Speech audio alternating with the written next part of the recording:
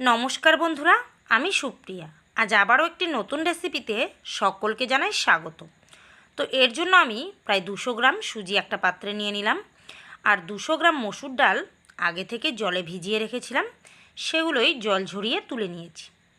বন্ধুরা, সচরাচর কিন্তু আমরা চাল বা সাবু এসব দিয়েই খিচুড়ি তৈরি করি, তবে আজ তৈরি করতে চলেছি সুজির খিচুড়ি। তো এর জন্য প্রথমেই কড়াইয়ে কিছুটা তেল দিয়ে সুজিগুলোকে হালকা একটু ভেজে নেব। হালকা ভেজে নেওয়ার ফলে সুজির কাঁচা গন্ধটাও চলে যাবে আর খেতেও বেশ ভালো লাগবে। তো দেখুন, দেখতে দেখতে সুজিগুলো আমার ভাজা হয়ে গেল। এবার এগুলোকে একটা পাত্রে তুলে নিচ্ছি। এবার ওই কড়াইয়েই আবারও কিছুটা তেল দিয়ে কতগুলো চিনেবাদাম লালচে করে ভেজে তুলে নেব। একঘেয়েমি মিষ্টি সুজি খেতে খেতে যখন বিরক্ত লেগে যায়, তখন এই পদ্ধতিতে সুজির খিচুড়িটা তৈরি করে দেখবেন, আশা করছি খুবই ভালো লাগবে। তো দেখুন, দেখতে দেখতে বাদামগুলো আমার ভাজা হয়ে গেল। এবার এগুলোকে তেল থেকে তুলে নিলাম। তারপর বাদাম ভাজা ওই তেলের মধ্যেই ফোড়ন হিসাবে দিয়ে দিচ্ছি 1/2 চামচ 5 ফোড়ন আর 2টো তেজপাতা। ফোড়নটা হালকা লাল হয়ে যাওয়ার পর এখানে দিয়ে দিচ্ছি কতগুলো কাঁচা লঙ্কা।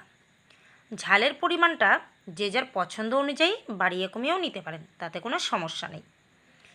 এবার এর মধ্যে দিয়ে দিচ্ছি 2 চামচ আদা বাটা। একটু নাড়াচাড়া করে নিয়েই সেই জল ঝরিয়ে রাখা মসুর ডালগুলো দিয়ে দিচ্ছি স্বাদ মতো লবণ। তারপর এই ডালটাকে কিছু সময় একটু হালকা করে ভেজে নেব।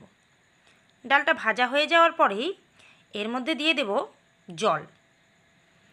জলটা একটু বেশি করেই দেব, যাতে ডালটা খুব সুন্দরভাবে সিদ্ধ হয়ে যায়। এবার এখানে দিয়ে দেব হলুদ। কোনো মতেই কিন্তু আগে হলুদটা দেওয়ার চেষ্টা করবেন না, সেক্ষেত্রে কালারটা নষ্ট হয়ে যেতে পারে।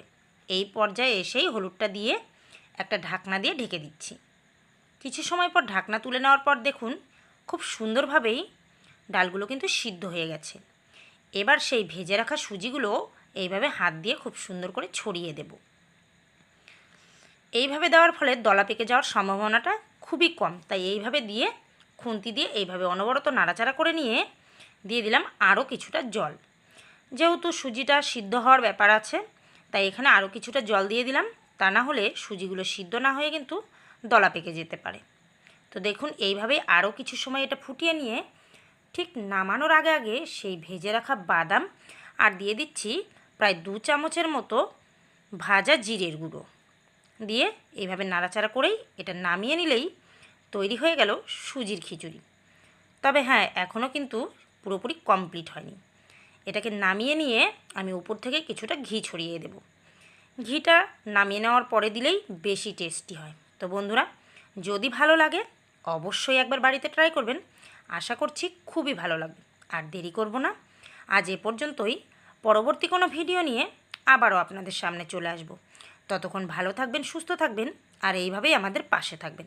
নমস্কার।